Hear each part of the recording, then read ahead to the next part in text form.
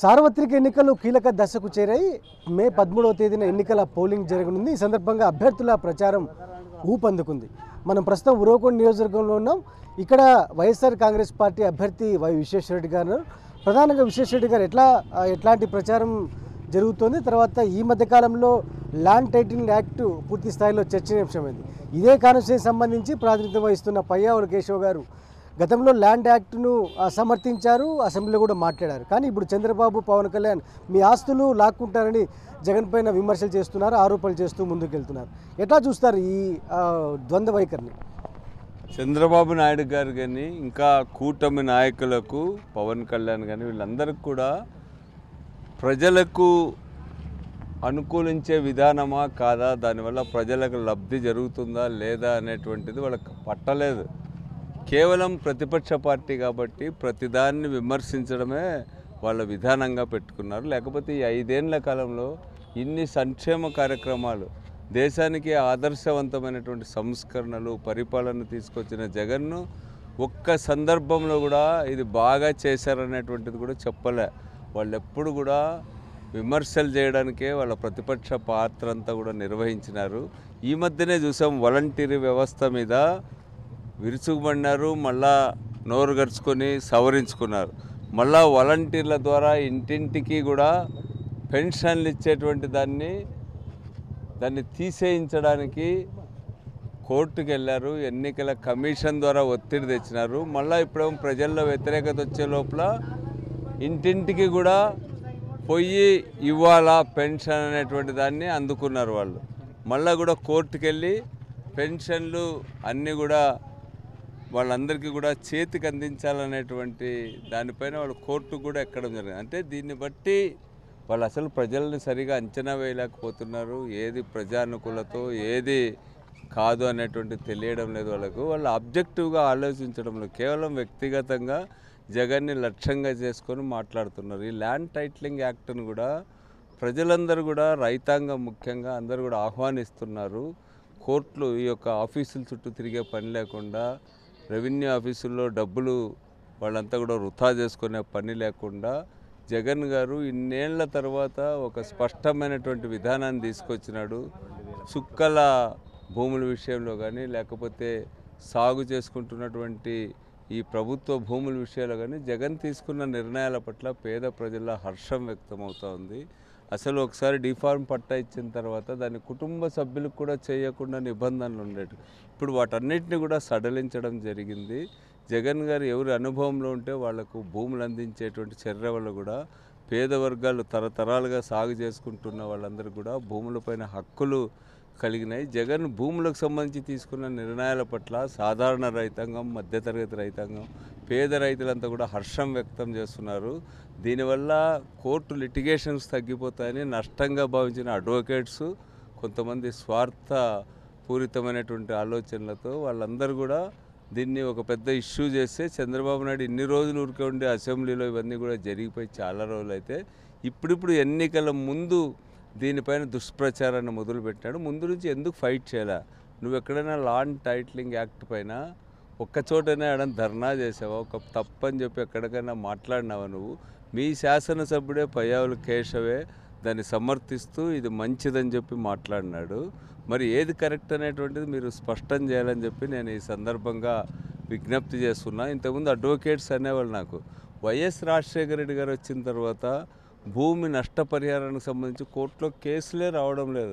చాలా సంతృప్తికరంగా భూ నష్టపరిహారం ₹1,00,000 పైగా ఆ కాలంలోనే రాజశేఖర రెడ్డి గారు ఇచ్చినారు.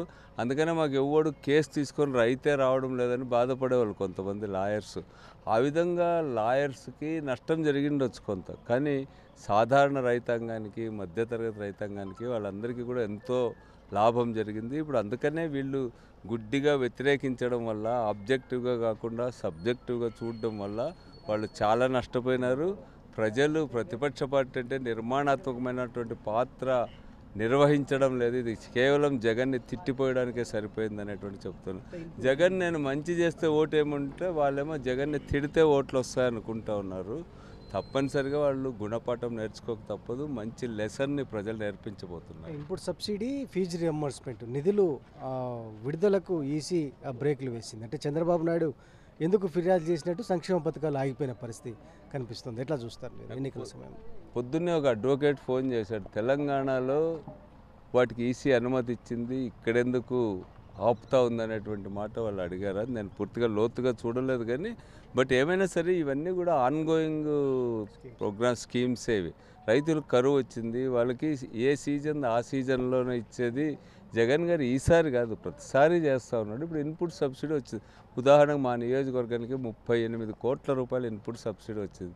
దాన్ని అడ్డుకోవడం అర్థం లేని చర్య. ఇది ఈసీ ఓవర్ యాక్షన్ తప్ప ఇంకోటి కాదనేటువంటిది. అదేవిధంగా చేయూతకు సంబంధించి కూడా ప్రజలంతా భావిస్తూ ఉన్నారు తమకు వచ్చేస్తుంది ఈరోజు రేపు అనేటువంటిది. ఆ సందర్భంలో ఈరోజు ఈసీని అడ్డు పెట్టుకుని ప్రతిపక్ష తెలుగుదేశం పార్టీ, జనసేన వాళ్ళు కుట్రలు కుతంత్రాలు పన్ని ప్రజలకు రావాల్సిన డబ్బుని రాకుండా చేస్తే వాళ్ళే నష్టపోతారు. ప్రజలకు నష్టం చేయడం వల్ల వాళ్ళకి వచ్చే లాభం కూడా ఏమీ లేదు. ఈసీ కూడా దీన్ని గమనించాలని చెప్పి మేము కోరుతాం. ప్రభుత్వం అవినీతి చేసిందంటున్నారు, మాఫియా రాజ్యం నడుస్తుందని చంద్రబాబు నాయుడు విమర్శలు చేస్తున్నారు. నిన్న మోడీ కూడా సభలో విమర్శించిన పరిస్థితి ఎట్లా చూస్తారు మీరు? మొట్టమొదటిసారిగా కోట్ల మంది ప్రజలకు సంబంధించిన ప్రతి సంక్షేమ కార్యక్రమం కూడా ఒక్క పైసా అవినీతి లేకుండా, మధ్య దళారీలు లేకుండా దేశానికి ఆదర్శవంతంగా జగన్మోహన్ రెడ్డి గారు 4,80,000 కోట్ల రూపాయల డబ్బుల్ని ప్రజలకు ఇవ్వడం జరిగింది. ఇందులో డైరెక్ట్గానే దాదాపు 280 కోట్ల రూపాయలు డీబీటీ ద్వారా కూడా లక్షల కోట్లు ఇవ్వడం జరిగింది. అట్లాంటప్పుడు వీళ్ళు విమర్శలు అర్థం లేదు, ప్రజలు నమ్మేటువంటి పరిస్థితి లేదు. ఎక్కడైనా 1-2 చోట్ల అవినీతి ఎక్కడైనా రెవెన్యూ ఆఫీసులో ఎక్కడైనా జరిగిండొచ్చు కానీ బై అండ్ లార్జ్ ప్రజలు మాత్రం అవినీతి లేని రాజ్యం ఇదని, పెత్తందారులు లేని రాజ్యం అని, మధ్య దళారీలు లేని రాజ్యం అని, జగన్ది సుపరిపాలన అని చెప్పి ప్రజలు భావిస్తూ ఉన్నారు. సో ఉరవకొండ కాన్స్టిట్యూన్సీ సంబంధించి ఎట్లా ఉండబోతోంది ఈ ఎలక్షన్ సంబంధించి?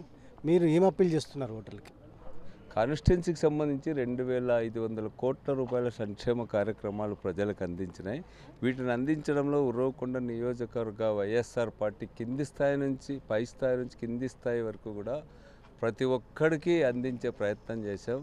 ఏ ఒక్కడు కూడా పెన్షన్ ఉన్నవాడు మిగిలిపోకుండా, లేకపోతే చేయూత రానివాడు మిగిలిపోకుండా ప్రతి ఒక్కరిని వెతికి అమలు చేయించాం. గడప గడప తిరిగినప్పుడు కూడా ఎవరికైనా రాకపోతే మా దృష్టికి వస్తే వాటన్నింటికి కూడా లబ్ధి చేకూర్చినాం. అందుకనే ప్రజల్లో చాలా అప్రిషియేషన్ ఉంది.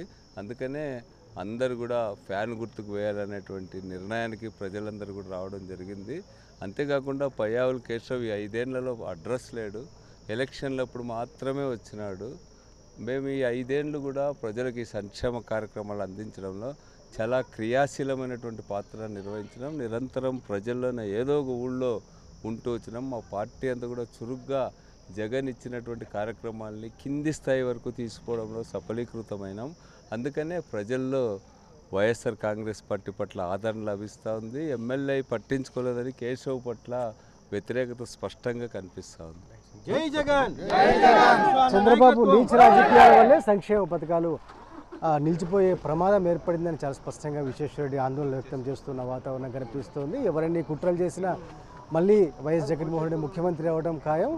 ఖచ్చితంగా సంక్షేమ పథకాలు కొనసాగితే ఎవరు అధైర్యపడద్దని చాలా స్పష్టంగా విశ్వేశ్వరరెడ్డి గారు ధీమా వ్యక్తం చేస్తున్న వాతావరణం కనిపిస్తోంది. వీడియో శ్రీనివాస్ శివాడి, సాక్షి న్యూస్, అనంతపురం జిల్లా.